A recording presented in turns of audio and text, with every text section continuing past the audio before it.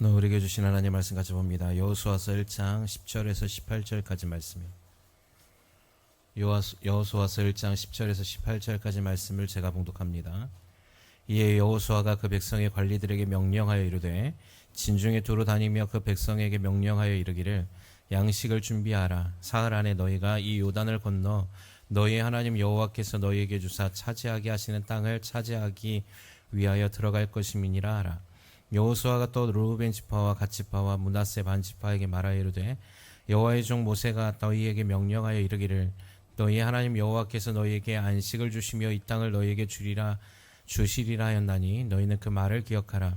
너희의 처자와 가축은 모세가 너희에게 준 요단 이쪽 땅에서 머무리려니와 너희의 모든 용사들은 무장하고 너희의 형제보다 앞서 건너가서 그들을 돕되 여호와께서 너희를 안식하게 하신 것 같이 너희 형제도 안식하며 그들도 너희의 하나님 여호와께서 주시는 그 땅을 차지하기까지 하라. 그리고 너희는 너희의 소유지 곧 여호와의 종 모세가 너희에게 준 요단 이쪽 해 돋는 곳으로 돌아와서 그것을 차지할지니라. 그들이 여호수아에게 대답하여 이르되 당신이 우리에게 명령하신 것은 우리가 다 행할 것이요 당신이 우리를 보내시는 곳에는 우리가 가리이다. 우리는 범사에 모세에게 순종한 것 같이 당신에게 순종하려니와 오직 당신의 하나님 여호와께서 모세와 함께 계시던 것 같이 당신과 함께 계시기를 원하나이다. 누구든지 당신의 명령을 거역하며 당신의 말씀을 순종하지 아니하는 자는 죽임을 당하리니 오직 강하고 담대하소서. 아멘. 우리 교회는 너무 다들 양반들만 모이셔가지고 뭐 이렇게 조용조용하세요. 저는 우리 교회가 군대 같았으면 좋겠는데. 할렐루야. 뭔가 힘차고 뭔가 이렇게 열정이 넘쳐야지. 찬양에도 박수를 치는 둥 마는 둥. 예. 여러분 주님 앞에 우리는 열심히 힘을 다해서 주를 노래하고 찬양해야 될 의무가 있습니다. 아침들 안 드셨어요? 자, 크게 한번 아멘 합시다. 할렐루야. 예, 제가 작다고 여러분도 작으면 안 되지. 예. 자, 다시 한번 해볼까요? 할렐루야. 여러분 이 양산 땅을 지역을 복음화 시키려면 여러분 군대와 같아야 되잖아요. 군인들이 어떻게 해야 합니까? 사기가 충천해야지. 폐잔병들 여러분 지금 우크라이나 전쟁이 있잖아요. 거기에 보면은 북한 군인들이 지금 거기 같이 합류해서 전쟁을 한다라는 기사들이 많이 나와 있잖아요. 여러분 북한 군인들 보면 다 폐잔병들 같습니다. 이렇게 영상들 보면 여러분 그 사람들이 사기가 없어요. 그런데 승리하는 쪽의 군인들은요 사기가 충천해가 승리할 수 있다는 어떤 자신감들이 있습니다. 여러분 생각의 영역 안에서 우리가 우리의 마인드, 그러니까 하나님이 주시는 이 생각의 영역에서 믿음으로 승리할 것에 대한 믿음, 열망함을 가지시고 또 내가 그냥 주저앉아 있는 게 아니라 아까 찬양에도 있잖아요. 익은 곡식을 거두러 가야 하는데 게을러서 앉아있지 말고 무기력해서 앉아있지 말고 우리는 기쁨으로 승전가를 선포하면서 나아가는 군인과 같아야 되는 것입니다. 여러분 여리고성을 점령하러 나아갔을 때 하나님이 이스라엘 백성들에게 명령하신 게 뭔지 아세요? 다른 거 아니에요. 무조건 가서 큰 소리로 외치라는 겁니다. 예. 여러분 우리가 선포할 때 땅이 진동하게 돼 있는 것입니다. 아멘이십니까? 여러분과 저의 말에 권세가 있고 하나님의 권세가 있기 때문에 여러분 마귀들은요 우리가 이걸 선포하지 못하도록 입 다물게 하는 거예요. 그래서 제가 말씀을 드릴 때에도 아멘을 크게 하셔라 하는 이유가 여기 있는 거예요. 아멘을 크게 할 때 그게 믿음으로 어둠의 영을 그 진들을 무너뜨리는 힘이 된다. 할렐루야. 아멘. 그래서 아멘 크게 하시길 바랍니다. 아멘. 뭔가 힘차게 예. 박수도 크게 예. 그래서 하나님 앞에서 우리 교회는 치유하는 교회니까 뭔가 부드럽다 이런 의미가 아니에요. 여러분 제가 성경 말씀에서 온유하다라는 뜻이 뭐라 그랬어요? 온유한 거는 뭐 이렇게 부드러운 것이다 이렇게 생각하는 경우가 많은데 따뜻하다 뭐 이런 거죠. 그죠? 근데 그렇지 않아요. 성경에서 온유함은 굉장히 강직한 겁니다. 모세의 모습을 보면 모세가 이 세상 어느 사람보다도 온유함이 많이 크더라라고 얘기해서요. 그 온유함에 보면 모세는 하나님의 말씀에 기준되는 것들에 대해서는 강직하게 그거를 포기하지 않고 타협하지 않습니다. 그걸 온유하다고 얘기하는 거예요. 그래서 여러분 믿음에는 여러분 제가 늘 얘기하잖아요. 믿음은 수동적인 게 아니에요. 공격적인 겁니다. 예수님의 믿음의 영성도 굉장히 공격적이셨어요. 예수님이 어둠의 영역이 있는 곳에 찾아가셔서 그 지역을 변화시킨 거고, 예수의 사도들도 제자들도 마찬가지입니다. 그들은 숨어 있지 않았습니다. 그들은 빛이 비춰지는 곳이라면, 그러니까 어둠 가운데 빛을 비출 수 있는 곳이라면 어디든지 달려나갔습니다. 그것이 자기를 공격하고 해하려 하는 어떤 세력이 있든지 상관없이 가는 거예요. 그게 공격적 영성이에요. 믿음은 굉장히 강한 겁니다. 아멘이시죠? 그래서 우리 교회는 이 강함의 영성이 있어야 돼요. 치유받았기 때문에 이제 일어나야 되는 거예요. 여러분 치유받았음을 여러분 믿으시기 바랍니다. 그래서 특별히 2024년에 이제 오늘 마지막 주잖아요. 하나님께서 우리를 치유하셨고 인도해 주신 한 해를 감사하면서 오늘 이 시간 우리 마지막 예배를 드리는 거거든요. 2024년에. 그리고 2025년을 다시 주님의 역사를 통하여서 우리 교회 안에 행하실 일들을 기대하며 나아가는 예배가 되기를 주님의 이름으로 소망합니다. 특별히 오늘 예배가 먼저 우리를 인도하신 하나님께 감사드리는 에베네셀의 하나님의 앞에 영광 올려드리는 예배가 되기를 소망하고요. 우리는 또 그 삶 안에서, 우리의 모든 삶 안에서 2024년 동안 하나님 나와 함께 하시고 치유하는 교회로 인도해 주신 그 역사와 그 은혜를 기억하는 삶이 되어져야 된다는 것입니다. 참 감사한 것은 2024년도 여러분 우리 교회 표어가 뭡니까? 한번 크게 한번 읽어볼까요? 시작.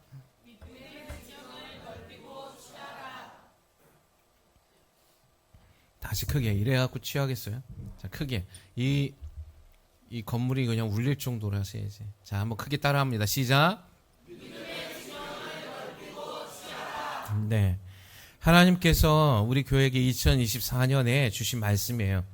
믿음의 지형을 넓히고 취하라. 감사한 건 교회가 하나님의 믿음의 지형을 넓히고 취해가고 있음을 저희가 보고 있는 것입니다. 특별히 우리 교회 안에 하나님이 올해에 하나님 믿음의 지경과 사이즈를 넓혀주시기를 굉장히 원하셨고요. 그래서 그러한 사람들을 많이 만나게 하셨습니다. 제가 우리 리더들에게도 얘기했지만 감히 우리의 수준에서 만날 수 없는 사람들을 만나게 하셨어요. 상위의 3% 사람들을 만나게 하셨어요. 할렐루야. 왜 그들을 만나게 하셨냐면 우리 교회가 이제 이 양산 땅에서 지경을 넓혀야 하는 시즌이라고 말씀하셨기 때문에 그렇습니다. 그런데 여러분 예언이라는 것은 무엇이냐면 하나님의 계시라는 것은 무엇이냐면 여러분과 하나님의 말씀이 주어져 있을 때 그것을 열매로 맺는 건 그것을 감당하고 있는 우리가 그걸 믿음으로 취해 나가느냐 못하느냐에 따라 결정되어져요. 근데 우리 교회는 감사한 것은 지금 현재 진행형으로 이 열매를 따기 위해 그것을 취하고 달려나가고 있다는 사실입니다. 교회가 사이즈가 넓혀지고 지경이 넓혀지는 만큼 여기에 계신 여러분의 가정과 자녀들과 여러분의 사업들이 동일하게 믿음의 지경이 넓히고 그것을 취할 수 있음을 여러분 믿으시기 바랍니다. 그래서 여러분 은혜 받은 자들이라고 얘기할 수 있는 거예요. 할렐루야. 우리 교회 하나님 오늘 이 시간 이 2024년 가운데 하나님 주신 걸 우리는 이제 한 걸음을 발로 뗀 거예요. 내년에 우리는 그래서 성전 건축의 해를 명령하고 선포하고 있는 것입니다. 여러분 성전이 건축되어지며 하나님께서 주시는 말씀들이 있었어요. 그것은 이 양산 땅에서 이제 첫 발을 떼디는 것이 아니라 이제 수많은 영혼들이 우리 교회를 통하여서 하나님의 영혼들이 구원받고 치유받게 하시겠다라고 하신 말씀이 있는 거예요. 여러분 교회 사명은 무엇입니까? 그것은 다 오직 죽어져가는 영혼을 살리는 것에 있음을 여러분 믿으시기 바랍니다. 여러분 우리가 영혼만 사는 것이 아니라 육체적으로도 강건해지고 자유케 되어지고 저주의 묶임들이 끊어지는 거예요. 더 나아가 가난의 영들이 풀어지고 부유함들이 찾아오는 것을 주님은 말씀하고 있는 것입니다. 그것을 우리 교회가 해나가기를 원하기 때문에 하나님이 이 양산 땅에 치유하는 교회를 이제 2025년 성전 건축의 해로 명하고 계시는 거예요. 그래서 우리는 이제 우리가 2024년도 마지막 예배를 드리는 이때에 우리가 어떤 자세로 그것을 취해 나갈 수 있어야 되는지 오늘 그것을 나누길 원하는 것입니다. 우리 따라합니다. 승리의 세대, 정복의 세대. 여러분 우리가 하나님께서 명령한 얼마 전에 우리 12월 둘째 주에 청지기 지원을 발표했어요. 그죠? 그 2025년에 여러분과 제가 그리고 우리 교회가 이제 2025년에 감당해야 할 일들을 각각의 직임대로 주신 겁니다. 아멘이십니까? 여러분 그것이 우리가 볼 때는 작고 큰 것이라고 생각할 수 있지만 하나님 보실 때는 작은 것이 없어요. 모두가 다 큰 것입니다. 모두가 다 은혜예요. 할렐루야.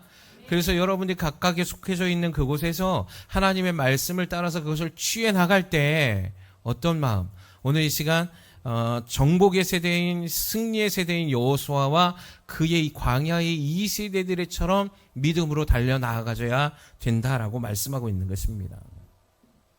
여러분 2025년에 주님이 우리 비전을 더 크게 이루며 달려나갈 것을, 그리고 그것을 이루는 참된 제자가 될 것을 믿으며 선포하며 달려나가는 우리 모두가 되길 주님의 이름으로 축원합니다.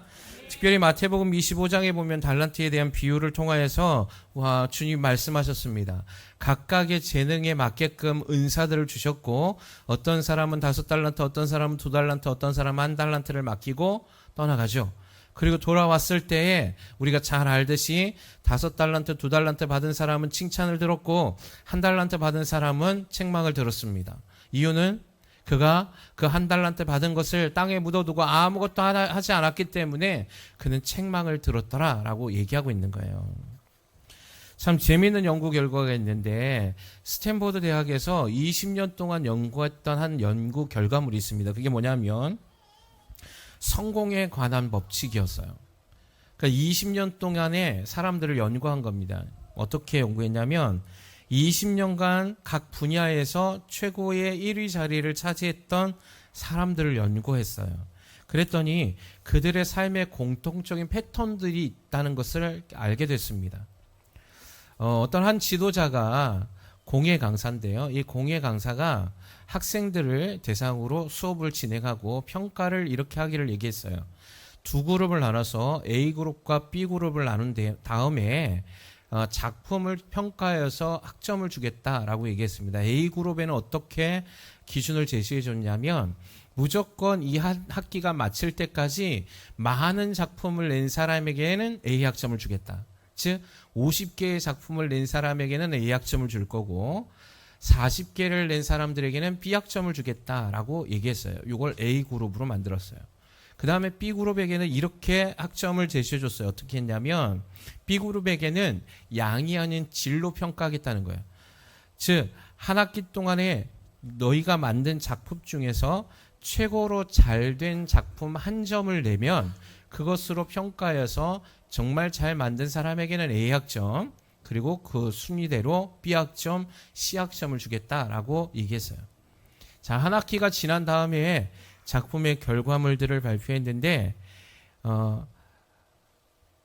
그 작품 가운데서 기술적인 면, 미적인 면, 섬세함의 면에서 최고의 작품을 제출한 학생들이 모두 양으로 평가한 A그룹에서 나와요. 네. 이유를 보았더니 이제 연구한 거죠. 이유가 무엇인가 봤더니 A그룹이라는 이 그룹 안에 있는 학생들이 많은 작품을 내라고 얘기했잖아요. 50개를 내면 된다 그랬어요. 그랬더니 많은 작품을 제출하려고 도자기를 수도 없이 빚는 거야. 그래서 도자기를 빚는 실력이 늘어난 거야. 실수를 통해서 버리는 것도 많았고 자기가 만족해하는 작품들도 점점점 퀄리티를 더해가게 된 겁니다. 근데 B그룹의 학생들은 너무나 많은 생각에 잠겨요. 하나의 작품에 올인하다 보니까 많이 만들지 못합니다. 그러니까 실력이 늘지 않아요. 퀄리티는 좋게 하려고 애를 썼는데 연구하는 시간이 많았던 거예요. 자, 이 실험을 통해서 스탠포드 대학의 연구 논문이 이렇게 발표됩니다. 성공에 관한 한 가지 중요한 원칙이 있는데 그것은 뭐냐면 재빨리 행동에 뛰어들어라. 예. 왜? 실력이 지금 조금 미흡하더라도 빨리 시작한 다음에 빨리 실패해야 그 다음에 또 다른 일을 도전할 수 있기 때문이다 라고 결론을 내요. 여러분 믿음에 있어서도 마찬가지입니다. 여러분 달란트 비유에서 주님이 왜 1달란트 받은 사람을 책망하셨는지에 대해서 내가 이 연구 결과물을 보면서 깨달은 바가 있습니다. 그냥 아무것도 하지 않은 거예요. 하나님이 주신 재능을 내가 이걸 가지고 뭘 할 수 있겠어요? 나는 이걸 지금 할 수 없어. 그리고 내가 지금 하고 있는 일도 버거라고 생각하고 거기에만 몰두하고 있는 겁니다. 실패를 두려워한 것이죠. 여러분 감사한 건 우리 교회가 2025년도에 하나님이 주시는 믿음의 성공의 반열에 오르기를 주님이 원하고 계신다는 사실이에요. 그래서 여러분 우리가 이제 2025년도에 해야 될 게 뭡니까? 실패를 두려워하지 말라는 겁니다. 그리고 우리는 이 맡긴 바 사명을 위해서 지금 즉시로 뛰어들어야 된다는 거예요. 할렐루야. 여러분 오늘 본문의 여호수아의 1장 10절에서 18절에 이 사건을 우린 잘 알고 있습니다. 뭐냐면 여호수아의 세대라고 불리는 광야의 2세대들의 사건이에요. 여러분 이 광야의 2세대들과 광야의 1세대들을 비교하길 주님은 말씀하고 있는 거예요. 광야의 1세대들은 출애굽에서 하나님의 기적의 세대라고 불렸습니다. 미라클 제너레이션. 하나님의 기적을 어느 세대보다도 많이 경험한 세대가 광야의 1세대예요. 여러분 이 땅에서 먹어보지 못한 만나를 먹은 세대가 광야 1세대예요. 여러분 출애굽했던 이집트에서 10가지의 기적을 경험한 세대도 광야의 1세대예요. 홍해바다를 하나님 마른 땅을 걸어가듯이 걷게 하신 세대도 광야의 1세대예요. 여러분 그들이 반석에서 물을 먹은 세대도 광야의 1세대고 여러분 그들의 발이 의복이 헤어지지 않도록 보호해 주신 것도 광야의 1세대들이죠. 여러분 기적의 세대예요. 그런데 여러분 우리가 잘 알고 있듯이 그 기적의 세대가 다 멸망합니다. 구원의 반열에 들어가지 못해요. 하나님이 약속한 가나안에 들어가지 못합니다. 누구만을 제외하고 여호수아와 갈렙을 제외하고. 그들이 실패한 이유는 뭘까요? 하나님의 기적을 경험하지 못했기 때문이 아니에요. 여러분 우리가 믿음을 보셔야 되는 거예요. 믿음이라는 건 기적을 경험하는 게 아니에요. 내가 하나님의 은혜 가운데 기적을 이만큼 많이 경험했어요. 그렇기 때문에 난 믿음이 있어요. 라고 얘기하지 않는 거예요. 믿음은. 기적이 없어도 여러분 하나님의 역사의 기적을 체험하지 못했어도 그 주님을 믿는 것을 믿음이라고 얘기하는 겁니다. 할렐루야. 어쨌든 광야의 1세대들은 그렇게 많은 기적을 경험했음에도 불구하고 그들이 가나안 땅에 들어가지 못했던 건 아까 전에 제가 얘기했던 세상의 성공의 법칙과도 동일한 믿음의 성공의 법칙에서 그들이 재빠르게 하나님의 말씀으로 순종하지 못하고 나아가지 못했다는 거예요. 이유는 하나예요. 그들이 발목을 붙잡혔기 때문에 그래요. 뭐에? 현실에, 상황에 붙잡혀 있어요.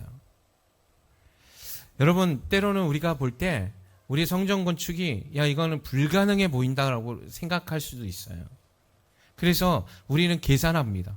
아 이거는 이쯤에서 이렇게 하고 이렇게 계산해야 그나마 겨우 될 것 같아요 라고 생각합니다. 여러분 광야의 1세대들이 그러다가 죽은 거예요. 자기들의 잔머리 굴리다 죽은 거예요. 그리고 그들을 하나님 평가했어요. 뭐라고? 악평하고 믿음이 없는 세대요 라고 얘기했습니다. 여러분 성전 건축은 우리가 하는 게 아닙니다. 할렐루야. 하나님이 하시는 겁니다. 여러분 구원의 역사도 우리가 하는 게 아닙니다. 하나님이 하시는 겁니다. 양산에 치유하는 교회가 하나님 부흥케 되는 건 우리가 하는 게 아닙니다. 주께서 행하시는 일이에요. 여러분의 가정이 사는 일은 여러분의 수고와 여러분의 현실적 감각을 통하여서 성공시키는 게 아니에요. 주님이 하실 겁니다. 이게 믿는 자들이 가지고 있는 권세요, 복이라는 거예요. 여러분 창세기에 보면 세상의 원리가 이제 앞으로 이렇게 진행될 거야 라고 얘기해 준 게 가인과 아벨의 사건을 통해서 말씀하고 있습니다. 여러분 가인이 세상에서 정처 없이 떠돌아다니는 나그네 생활을 하면서 두려워하는 삶을 삽니다.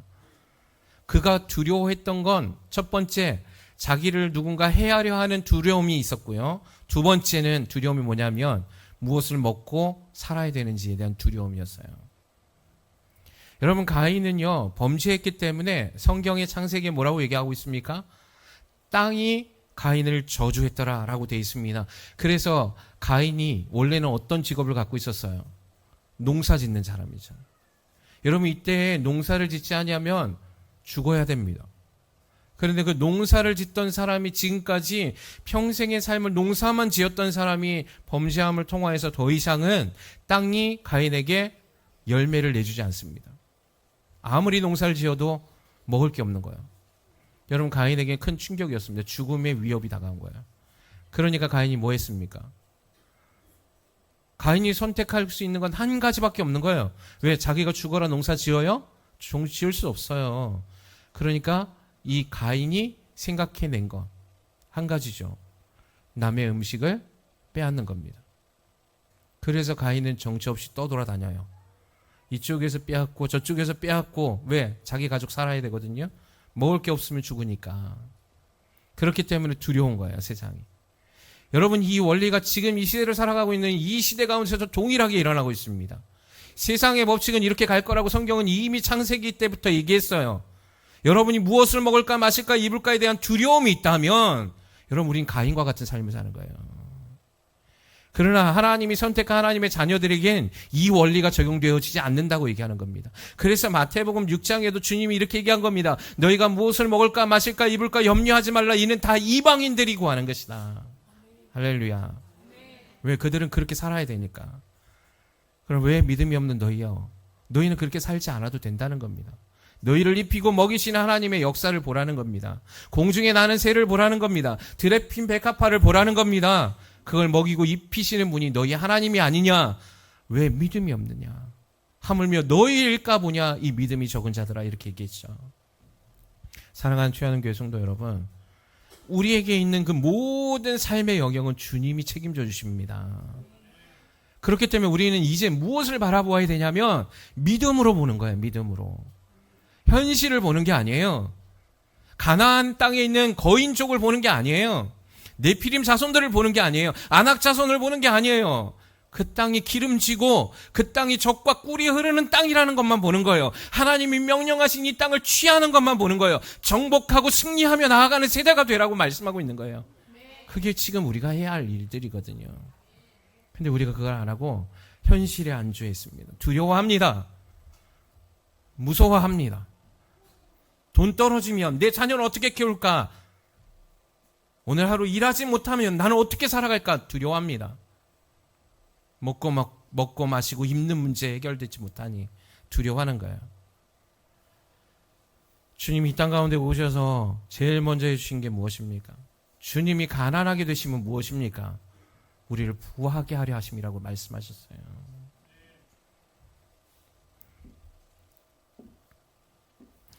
광야 1세들이 멸망했던 이유는 그들에게 기적이 없어서도 아니에요. 그들이 하나님이 함께 하심이 없어서도 아니에요. 그들이 먹을 것이 없어서도 아니에요. 그것이 마실 것이 없어서도 아니에요. 그들이 멸망했던 거 한 가지입니다. 그들이 현실 앞에 무너졌다는 겁니다. 그들이 상황 앞에 무너졌다는 거예요. 그래서 믿음을 포기했다는 겁니다. 그래서 믿음으로 나아가지 않습니다. 우리는 가나안 땅에 들어갈 수 없다는 겁니다. 약속이 주어졌잖아요. 하나님의 땅이 거기라고 말씀해 주셨잖아요. 근데 그걸 거길 들어가길 거부합니다. 그들의 말대로 그들은 선택한 대로 멸망한 겁니다. 여러분, 믿음을 우리가 포기할 때 우리를 다스리고 통제하는 건 현실이 될 겁니다. 여러분, 우리가 믿음의 눈을 내려놓기 시작할 때 우리 앞에 현실의 거인인 아낙 자손이 나타날 겁니다. 네피림 자손들이 다가올 겁니다. 아무리 그곳이 젖과 꿀이 흐르는 땅이라고 하나님이 약속해 주신 땅이라 할지라도 우리는 그곳으로 내 걸음 한 발을 내딛기를 두려워하게 될 겁니다. 움직이지 않을 겁니다. 결국 실패자, 한 달란트 받았던 자처럼 나에게 주신 그 재능을 땅속에 파묻어버리고 아무것도 하지 않는 삶. 여러분, 가장 안 좋은 믿음의 케이스는 저항하지 않는 것입니다. 싸워보려고 하지 않는 겁니다. 한 걸음을 떼려고 시도해보지 않는 겁니다. 이런 자들에게 희망이 없어요. 그러나 나의 부족함, 나의 연약함, 상황의 어려움도 알지만 내가 주님을 의지하고 한 걸음을 떼려고 할 때 그 걸음에서 기적을 베푸시는 주님의 은혜를 경험할 수 있다는 사실을 여러분 믿으시길 바랍니다. 그것이 우리가 취해야 할 2025년의 믿음인 거예요. 오늘 여호수아의 1장에 보십시오. 이들이 광야 1세대들과 대조된 믿음의 고백은 바로 이것입니다. 16절, 17절, 18절 그들이 여호수아에게 대답하여 이르되 당신이 우리에게 명령하신 것은 우리가 다 행할 것이요 당신이 우리를 보내시는 곳에는 우리가 가리이다. 우리는 범사에 모세에게 순종한 것 같이 당신에게 순종하려니와 오직 당신의 하나님 여호와께서 모세와 함께 계시던 것 같이 당신과 함께 계시기를 원하나이다. 누구든지 당신의 명령을 거역하며 당신의 말씀을 순종하지 아니하는 자는 죽임을 당하리니 오직 강하고 담대하소서. 할렐루야. 여러분, 이제 우리는 선택의 기로에 있습니다. 하나님 믿음의 지경을 넓히고 취하라는 사인을 통하여서 우리는 그곳으로 나아가고 있습니다. 이제 가나안을 목적에 둔 이스라엘 백성들과 같이 우리는 두 세대를 보며 선택해야 합니다. 1세대를 선택할 것인가 2세대를 선택할 것인가. 여러분 주님을 사랑하십니까? 여러분 하나님이 살아계심을 믿으십니까? 믿는다면 여러분 현실이 상황이 우리를 가로막지 않도록 믿음으로 도전하십시오. 믿음으로 취하십시오. 달려나아가십시오. 일어나십시오. 그 소리쳐야 되는 것입니다. 왜? 우리 교회를 향한 하나님의 뜻이 있기 때문인 거예요. 여러분 부르신 목적이 있기 때문인 거예요. 주님이 이제 가까이 오셨습니다.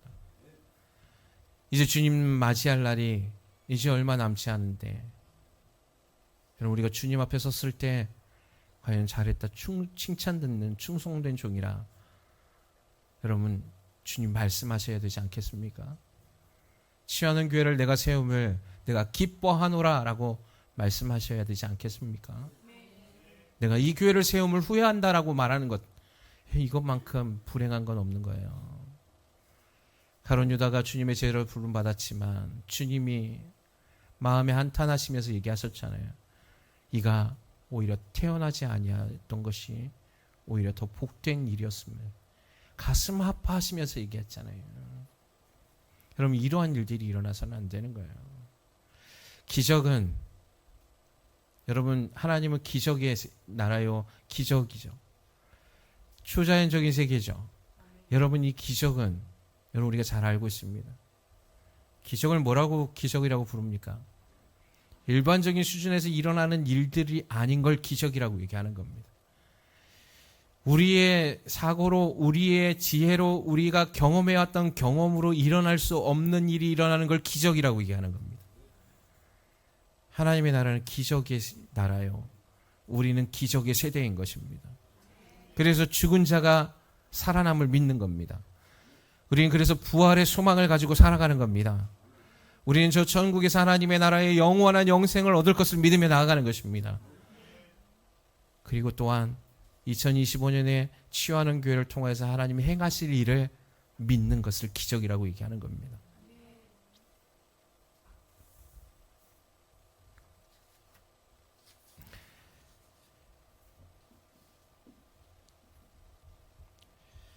악한 영이 우리에게 잘 사용하는 것이 있습니다. 그것은 무엇이냐면 실족해 하는 것입니다. 두려움과 공포에 떨게 하고요. 무기력함과 우울감에 갇혀있게 만듭니다. 현실에서는 일어날 수 없는 일이라고 생각하게 만들고 더 효율적이고 효과적인 것이 있다라고 얘기합니다. 그리고 그것을 통하여서 가능한 것인지 불가능한 것인지를 알라고 소리칩니다. 계산하게 합니다. 그래서 현실적 대안에선 찾을 수 없고 이룰 수 없는 일은 포기하라고 얘기하는 겁니다. 여러분 이게 악한 영이 사용하는 것입니다. 여기 속지 않기를 바랍니다. 이것에 미혹되지 않기를 바랍니다. 여러분 여호수아와 갈렙이 왜 믿음의 사람이 됐습니까? 200만의 사람들이 다 아니라고 얘기할 때 그들은 현실을 바라봤거든요. 그러나 이 두 사람만은 무엇을 바라봤습니까? 하나님의 믿음을 본 거예요. 그래서 그들의 이름이 지금도 우리 입술을 통해서 증거되어지고 있는 겁니다. 여러분 가장 가슴 아픈 건 뭔지 아십니까? 믿음의 세대로 살아왔는데 후대의 자손들이 그들을 멸망한 세대로 부른다는 사실입니다. 여러분, 지금 역사라는 것이 있거든요. 여러분, 우리 교회를 써나가는 히스토리가 있습니다. 그걸 써가시는 분은 주님이십니다. 그런데 치유하는 교회 가운데 하나님의 평가에 하나님을 거역한 세대와 하나님의 믿음의 세대로서 나아갔던 세대를 성경이 동일하게 쓰는 것처럼 치유하는 교회에서도 여러분, 하나님이 그 역사를 쓰실 때 두 부류에 대해서 평가하실 겁니다. 그러나 저는 하나님이 기뻐하시고 믿음으로 일어난 세대였다라고 저와 여러분이 기록되어지기를 저는 소망합니다. 그 믿음은 바로 현실에 안주해 있는 것이 아니에요. 하나님 능력을 우리에게 주셨거든요. 하나님의 능력을 우리에게 허락해 주셨습니다. 이 땅을 정복할 정복의 권세를 허락해 주셨고 승리할 수 있는 승리의 권세를 허락해 주셨습니다. 이것이 예수 그리스도의 권세거든요. 그래서 여러분, 오늘 이 시간 이 말씀을 꼭 마음에 기억하시고 새겨서 2024년도 주님이 이곳 가운데 일하셨던 것보다 더 큰 하나님의 능력을 우리 교회를 통해서 이루기를 원하심을 바라보시고, 여러분의 가정 안에서도 교회의 번성과 지경의 넓혀짐과 같이 동일한 하나님의 은혜가 넘쳐 흐르는 삶을 통하여서 주님께 영광을 올려드리고 기뻐하며 감사하며 찬송하며 예배드리는 저와 여러분의 삶이 되기를 주님의 이름으로 소망합니다.